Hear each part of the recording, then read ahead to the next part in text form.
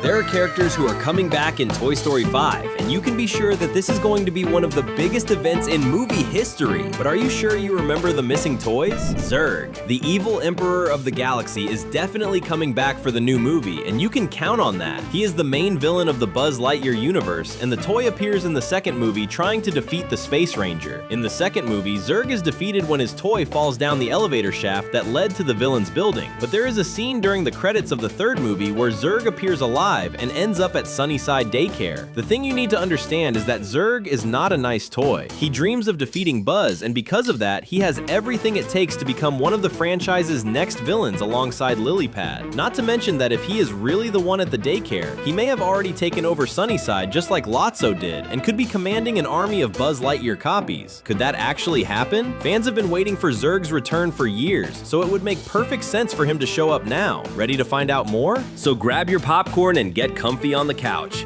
Another Cinewave is starting.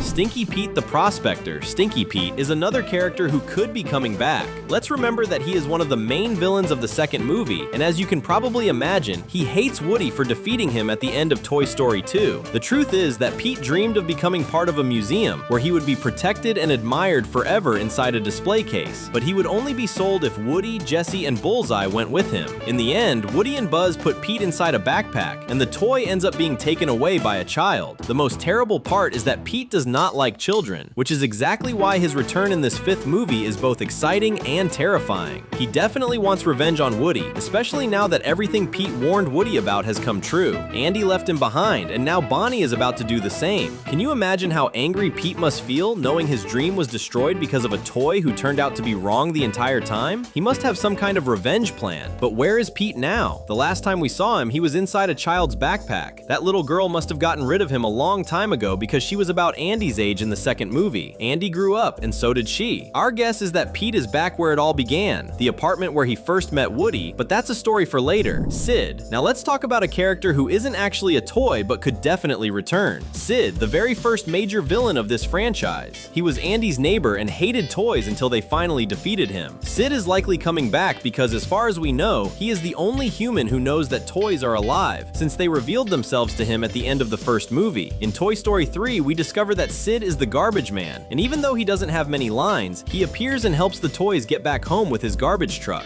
Now think about how interesting that could be. Sid knows toys are alive and probably tried to tell other people, but nobody believed him. After all, who would believe that toys are actually alive? Has Sid spent all these years trying to prove that toys are really alive? Maybe Lilypad could help him do exactly that. What do you think? If you were a toy, would you want Sid as your owner? Of course not. Comment the hashtag toy so we can get to know you. Al McWhiggin. Speaking of human villains, do you remember Al McWhiggin? He was the owner of that toy store in the second movie and tried to steal Woody so he could sell him to a museum in Tokyo. This character loses everything when Woody escapes and causes Al to lose his entire Roundup collection. In a deleted scene from the second movie, we see him crying during a commercial because after failing to deliver Woody and the others, Al loses everything. Nobody trusts him anymore and people stop shopping at his store. The worst part is that Al goes bankrupt and moves back in with his mother. We know this because in the Toy Story of Terror special, Woody is almost sold back to Al. If you pause the movie at the exact moment the villain closes the box, you can see that the address on the package belongs to Al McWhiggin, who tried to buy Woody for a second time. If you haven't watched this special, it tells the story of Bonnie's toys being kidnapped by an evil motel manager, and this villain almost sells Woody to Al McWhiggin once again. This entire story takes place years after his defeat in Toy Story 2. In other words, this villain has spent decades trying to steal Woody, but this time he may need to steal not only the cowboy, but also Jessie, Bullseye, and Pete, who has probably already found his way back into the villain's hands. What do you think about that? Benson. The three Bensons are some of the creepiest ventriloquist dummy toys in the series. They lived in that antique store and helped the villain mistreat the other toys. The truth is that if these three toys return, they probably won't have a major role. The Bensons are characters who can't even speak, and that's part of what makes them so creepy. But in the last scene where we see one of the Bensons, he is sitting in Gabby Gabby's stroller and even manages to scare a woman. We believe that all 3 Benson dolls are still inside that antique store from the 4th movie, but whatever role these 3 toys might play, we still need to find out. Remember that Lilypad's plan is to get rid of every toy. Could they all end up being sold to the antique store? Wheezy. Do you remember a penguin who loved to sing in the first movies of this franchise? His name is Wheezy, and this character will probably return in the new movie. Wheezy was one of Andy's favorite toys, but he completely disappeared from the later films. In the Toy Story universe, we know that the penguin was donated at a family yard sale, even after Woody saved him several times. But in the real world, the story is a little sadder. The character's original voice was provided by producer and actor Joe Ranft, and sadly, he passed away in 2005. Because of that, Pixar removed Wheezy from the later movies, but fans still love him, which means there's a good chance we'll finally learn what happened to the rubber penguin. The only question is whether he can still sing, or if his squeaker broke again. Our guess is that he now performs for lost toys in a park somewhere in New York City. Could that really be true? Let's find out. The subscribe button is right there,